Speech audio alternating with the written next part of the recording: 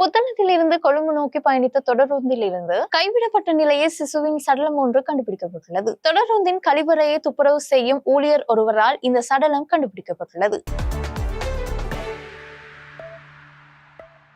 ஜனாதிபதி செயலகத்தில் நடைபெற்ற கலந்துரையாடலின் போது அணில் தேசிய மிருகமாக அறிவிக்கப்பட்டதற்கான எந்த ஒரு ஆதாரமும் இல்லை என தெரிவிக்கப்படுகின்றது.